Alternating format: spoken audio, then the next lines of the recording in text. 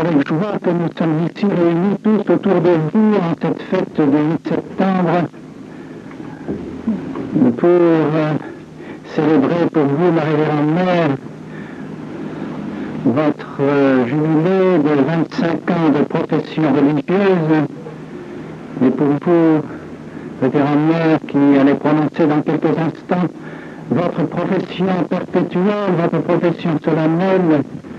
Nous réjouissons avec vous et avec toutes les religieuses qui vous entourent de cette marche de votre part, de vouloir appartenir dans votre congrégation religieuse à notre Seigneur Jésus-Christ pour toujours.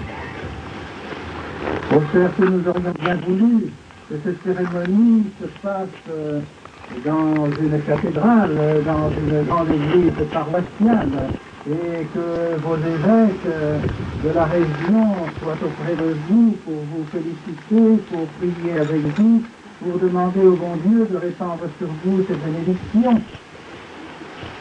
Mais les circonstances que vous connaissez bien et que nous connaissons tous dans la Sainte Église aujourd'hui font au contraire, malheureusement, ces évêques qui devraient être présents ici vous pourchassent en quelque sorte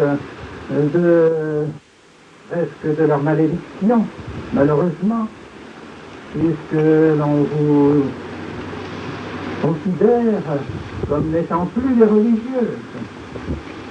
C'est ce qu'hélas l'évêque de Carcassonne a dit il y a quelques jours. Et pourtant, c'est parce que vous voulez rester, demeurer religieuse pour toute votre vie, religieuse de la Sainte Église catholique et romaine, que vous êtes dans cette situation extraordinaire. Chose vraiment incroyable.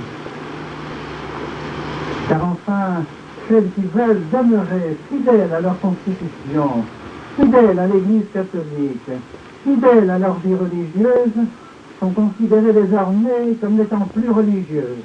Et ce sont celles, au contraire, qui abandonnent leur vie religieuse, celles qui se conduisent comme des personnes du monde, et qui s'adonnent à toutes les vanités de ce monde, ce sont celles-là qui sont encore considérées comme religieuses. Nous vivons vraiment une époque incroyable, invraisemblable.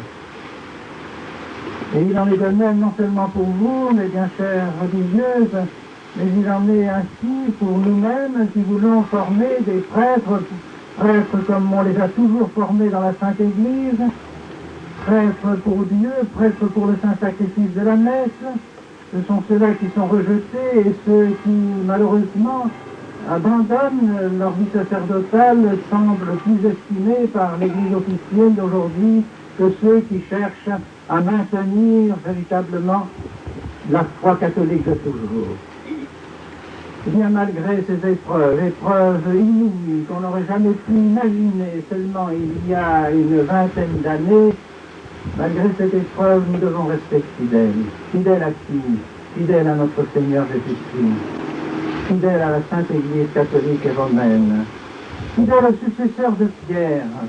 Fidèles aux successeurs de Pierre, et oui, parce que nous ne pouvons pas penser que le successeur de Pierre, s'il est vraiment successeur de Pierre, ne se réjouisse pas de nous voir continuer l'Église en faisant des prêtres comme on en a toujours fait et en bénissant des religieuses comme elles ont toujours été. Et nous savons déjà qu'avec quelle joie le village de Fangeau vous a reçu, avec quelle joie et avec quelle vénération il vous considère, avec quel respect il vous regarde, parce que vous êtes véritablement des religieuses et vous le manifestez non seulement par votre habit, mais par votre charité, par votre dévouement auprès des enfants, auprès de tous ceux qui vous approchent. C'est cela la religieuse, c'est cela que les fidèles demandent, c'est cela que le peuple catholique désire d'un véritable religieux. Mais qu'est-ce donc une religieuse? C'est une personne qui est consacrée à notre Seigneur Jésus-Christ pour toute sa vie. Vous l'entendrez dans quelques instants lorsque la religieuse a prononcé ses vœux et lorsque toutes les religieuses avec elle rediront leur promesse de s'attacher à notre Seigneur Jésus-Christ pour toujours. Elle recevra un anneau qui l'attache à notre Seigneur Jésus-Christ pour toujours. C'est cela, que le règne de notre Seigneur Jésus-Christ arrive dans ces religieux, qu'elles soient consacrées, comme une église est consacrée, comme un calice est consacré, comme un évêque est consacré, comme un prêtre est consacré, ainsi la religieuse est consacrée pour être tout entière à notre Seigneur Jésus-Christ. Au cercle des fidèles aussi, vous tous, bien chers frères, qui êtes unis dans les liens du mariage, vous aussi, vous avez à être consacrés à notre Seigneur Jésus-Christ, mais ces religieuses le sont d'une manière plus complète, plus parfaite, tout leur temps, toutes leurs préoccupations, tout ce qu'elles ont dans leur cœur, n'est plus désormais tourné que vers notre Seigneur Jésus-Christ. Le donner aux âmes, le donner à ces âmes d'enfants auxquelles elles sont destinées.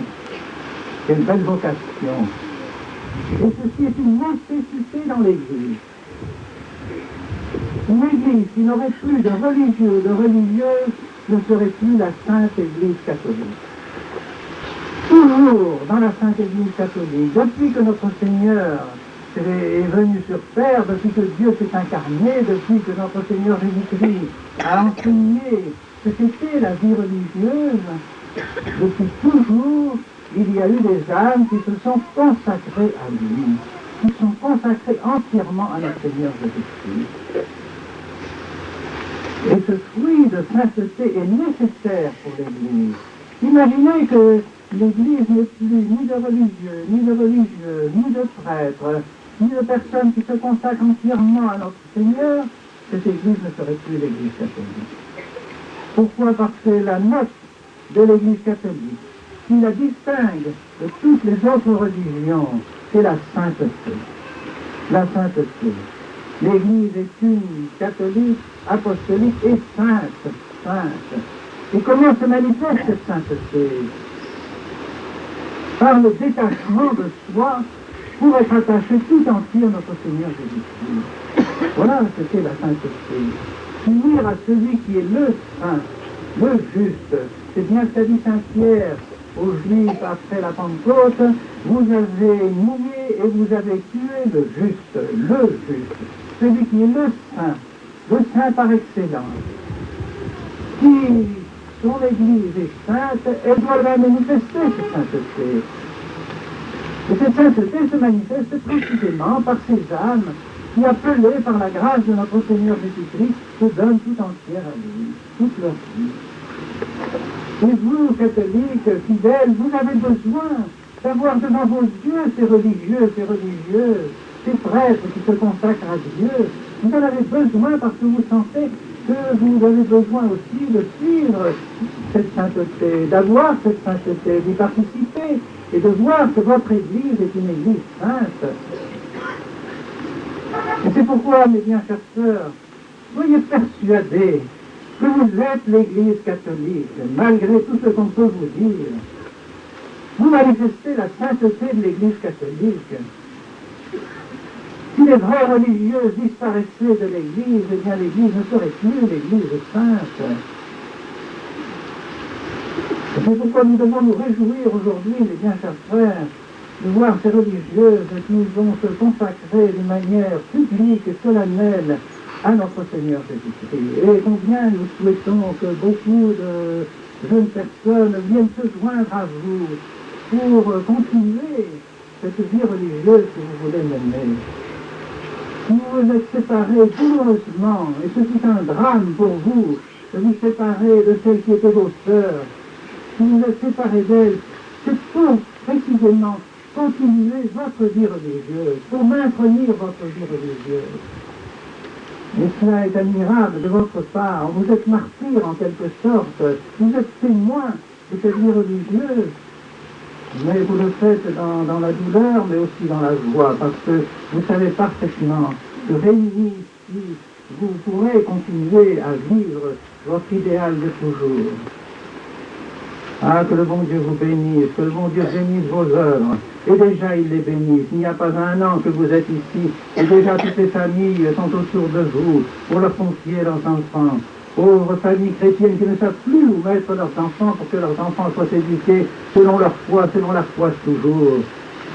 Et si vous pouviez multiplier ces écoles à travers toute la France, à travers tous toute cette région, combien les parents catholiques vous sont reconnaissants et combien nous souhaitons que vous puissiez un jour s'aimer. Vous le faites déjà, vous êtes un négrophobie aussi, et d'autres religieuses qui sont vos sœurs aussi, celles de Brignoles, vont également s'aimer.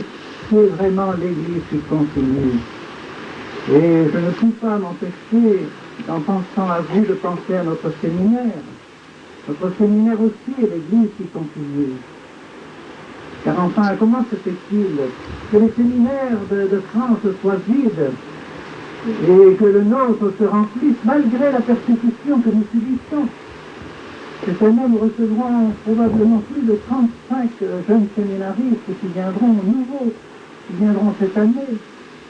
Chose extraordinaire, j'avoue que je ne m'attendais pas moi-même à ce que tant de jeunes viennent nous demander d'être dans notre séminaire, dans les circonstances dans lesquelles nous vivons actuellement. Et c'est pourtant la réalité. Pourquoi ces jeunes viennent vers nous? Pourquoi viennent-ils au séminaire de Cône? Comme je le disais à un évêque qui nous visitait, l'évêque de Nanterre, qui me demandait, mais enfin pourquoi ces jeunes n'entrent-ils pas dans nos séminaires et viennent-ils chez vous? Je leur disais, mais tout simplement pour être prêtres. Pour être prêtres. Ils n'ont pas d'autre désir. Et ils savent qu'en venant chez nous, ils seront de véritables prêtres. Voilà ce que pensent ces jeunes gens, voilà ce que désirent ces jeunes gens. Ils désirent être prêtres comme les prêtres l'ont toujours été. Et puis, et plus tard, pouvoir ensuite répandre la bonne odeur du Christ partout et donner notre Seigneur Jésus-Christ aux âmes qui l'attendent d'eux. Alors, n'ayons pas d'hésitation. Et nous avons bien l'espoir que ces difficultés que nous subissons actuellement trouveront une solution. Mais cette solution est dans les mains de la Providence. C'est une solution qui nous dépasse. Vous avez pu, mes bien chers frères, assister aux événements qui se sont passés depuis un mois et demi, et qui ne dépendent pas de notre volonté, qui se sont déroulés sans que nous puissions en quelque sorte influencer ces événements, mais qui montrent le désir qu'ont les catholiques fidèles de maintenir la tradition. L'Église ne peut pas vivre sans sa tradition. L'Église est tout entière une tradition. Le pape, les évêques, les prêtres et les fidèles sont au service de la vérité, au service de la foi. Ce n'est pas nous qui faisons la vérité. La vérité, c'est notre Seigneur Jésus-Christ, il l'a dit lui-même. Je suis la voie, je suis la vérité. C'est ce qu'a dit notre Seigneur. Eh bien, si notre Seigneur est véritablement la vérité, nous devons être son service. Nous ne pouvons pas nous-mêmes choisir ce qu'est la vérité. Nous ne pouvons pas choisir dans notre foi. Et donc nous devons la transmettre, telle que notre Seigneur nous l'a donnée, à toutes les générations futures. Et pour savoir si notre foi est exacte, pour savoir si nous dit véritablement la vérité, nous sommes obligés de regarder vers le passé. Et ce passé nous enseignera la vérité qui doit être enseignée aujourd'hui, comme elle l'a été hier, comme elle le sera demain. On nous dit parfois, n'est-ce pas, vous jugez le pape, vous jugez les évêques. Nous ne jugeons pas le pape, nous ne jugeons pas les évêques. C'est la tradition qui les juge. C'est la vérité de toujours qui les juge. C'est la vérité toujours qui dira si ce qu'on nous enseigne est vrai ou n'est pas vrai. Un enfant de 5 ans peut très bien, en ouvrant son catéchisme, répondre au prêtre qui l'enseigne ou éventuellement à l'évêque qui lui dirait quelque chose qui est contraire à ce qu'on enseigne dans son catéchisme de toujours, dire vous ne dites pas la vérité. Et cet évêque ou ce prêtre ne pourront pas dire mais vous jugez votre curé, vous jugez votre évêque. Mais non, je ne juge pas mon curé ni mon évêque, c'est mon catéchisme qui juge. La vérité se trouve dans l'enseignement que nous avons reçu de toujours. Le critère de la vérité, c'est le magistère de toujours qui s'appelle la tradition. Et ceci est très grave, très important. Nous ne pouvons pas choisir, nous ne pouvons pas nous-mêmes faire notre vérité. Et en cela, nous ne faisons qu'accomplir ce que l'Église a toujours fait.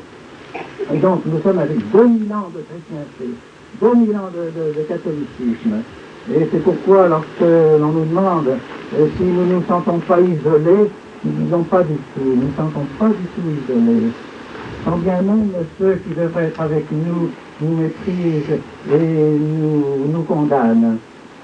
Nous ne nous sentons pas isolés parce que nous avons 2000 ans de chrétienté avec nous. Nous avons tous les saints du ciel qui, eux aussi, ont pratiqué leur vie chrétienne et ont cru ce que nous croyons et ont fait ce que nous faisons. Comment pouvons-nous nous trouver isolés? Ceux qui sont isolés sont ceux qui inventent de nouvelles choses, ceux qui font de nouvelles choses, qui n'ont pas de racines dans la tradition. Ceux-là se sentent isolés. Et d'ailleurs, les faits sont là qui prouvent que ces nouveautés finissent tout doucement par se corrompre elles-mêmes et par aboutir au néant. C'est pourquoi nous devons être fermes et fidèles sur ce que l'Église a toujours fait et maintenir la foi de toujours. Et ainsi nous maintiendrons le règne de notre Seigneur Jésus. Vous avez pu remarquer, mes bien chers frères, que dans l'opinion que l'on peut suivre dans la presse, dans les journaux, dans la radio, dans la télévision, il y a comme des courants qui se tracent, qui se dessinent, n'est-ce pas, en notre faveur, je dirais, ou en notre défaveur. Peu importe l'opinion publique, nous ne travaillons pas pour l'opinion publique, nous travaillons pour la vérité et pour le bien de l'Église et pour le salut des âmes. C'est ça qui importe. Quand bien même toute l'opinion se retournerait contre nous, si nous sommes avec notre Seigneur Jésus-Christ, nous n'avons pas besoin d'approbation de l'opinion publique. Ça nous importe peu. Mais nous sentons très bien les courants qui se dessinent. Car dès que l'on affirme le règne social de notre Seigneur Jésus-Christ, dès qu'on affirme que notre Seigneur Jésus-Christ doit être notre roi, le roi des individus, comme vous allez tout à l'heure le prononcer, mes bien chères religieuses, dans quelques instants, vous allez dire que notre Seigneur Jésus-Christ est votre roi, que vous n'en avez pas d'autre, que toutes vos pensées, tout votre cœur, toute votre intelligence, votre volonté, votre activité sera soumise à notre Seigneur Jésus-Christ. Et dans la mesure où vos supérieurs sont unis à notre Seigneur Jésus-Christ et reflètent la pensée et la volonté de notre Seigneur Jésus-Christ, alors vous obéissez à vos supérieurs avec un cœur tout à fait soumis, un cœur heureux, plein de joie, de vous soumettre à la volonté de notre Seigneur Jésus-Christ. De même dans les familles doivent être soumises à la loi de notre Seigneur Jésus-Christ. Dans la mesure où les parents ont l'esprit, l'intelligence et leur volonté soumise à notre Seigneur Jésus-Christ, alors les enfants obéissent avec joie aussi et doivent obéir avec joie à leurs parents.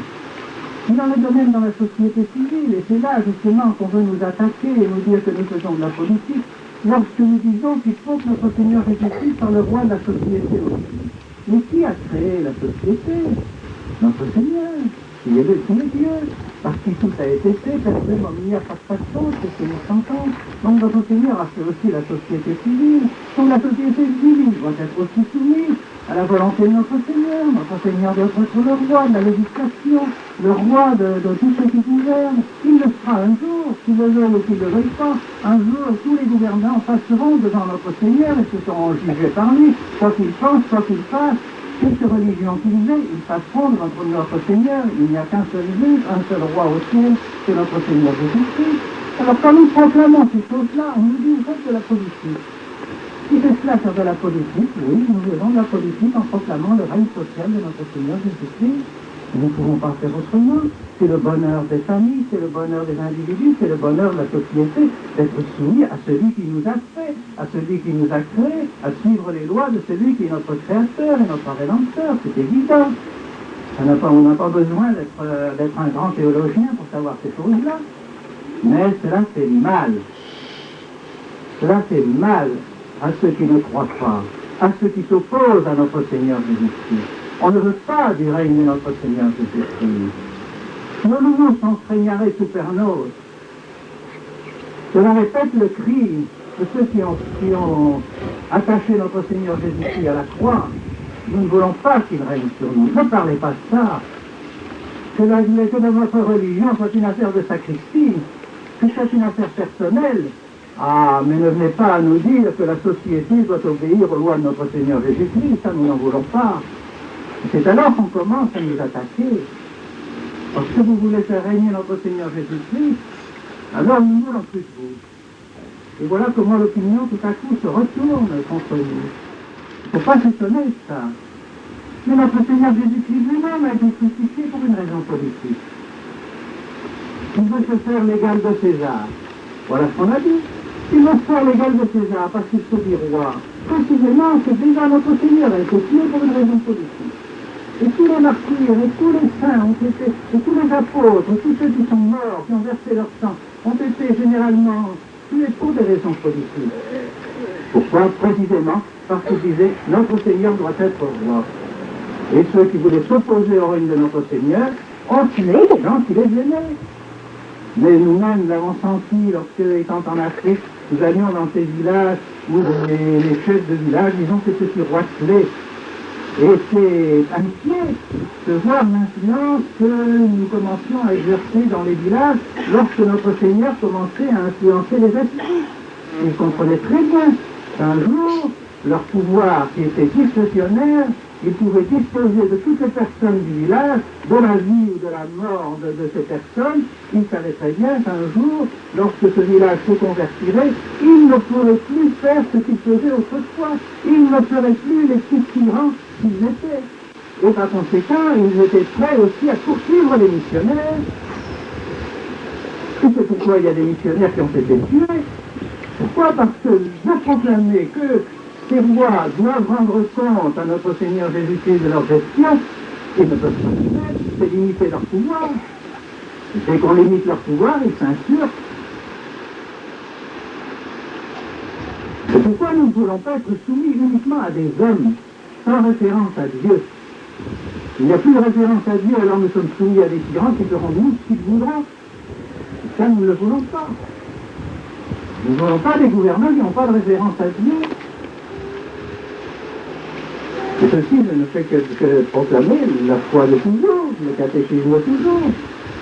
Et s'ils veulent nous persécuter, qu'ils nous persécutent, mais nous dire que notre Seigneur Jésus-Christ n'est pas roi de ce monde, que notre Seigneur Jésus-Christ n'est pas le prince, le roi du ciel et de la terre, et qu'il est celui qui doit être notre roi et inspirer notre législation, inspirer notre volonté et notre intelligence, eh bien, nous ne pouvons pas, nous sommes obligés de proclamer ce règne de notre Seigneur, que nous demandons tous les jours dans le Notre Père, que votre règne arrive, que votre volonté soit faite, sur la terre comme au ciel. Alors nous allons renier notre Père, parce qu'il y en a qui ne veulent pas du règne de notre Seigneur.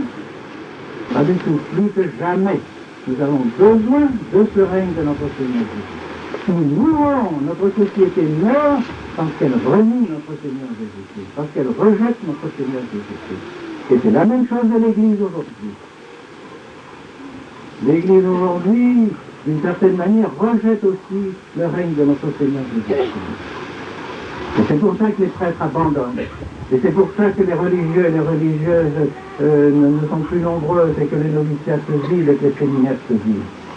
Et au contraire, lorsqu'on magnifie le règne de notre Seigneur Jésus-Christ, lorsqu'on met notre Seigneur vraiment à la place où il doit être, les cœurs s'épanouissent, les vocations fleurissent. Nous n'avons pas d'autre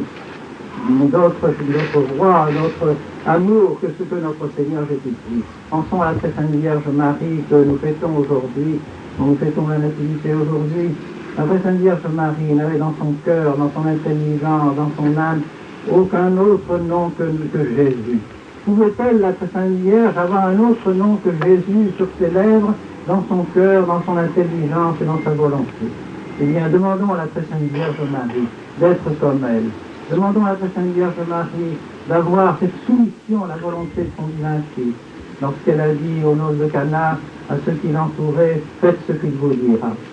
Eh bien, que nous fassions nous aussi ce que dira notre Seigneur Jésus-Christ, et alors nous serons vraiment de véritables catholiques attachés pour toujours à la foi et à la tradition que nos pères ont toujours enseignée et auxquelles ils ont été attachés jusqu'à la mort, au nom du Père et du Fils et du Saint-Esprit.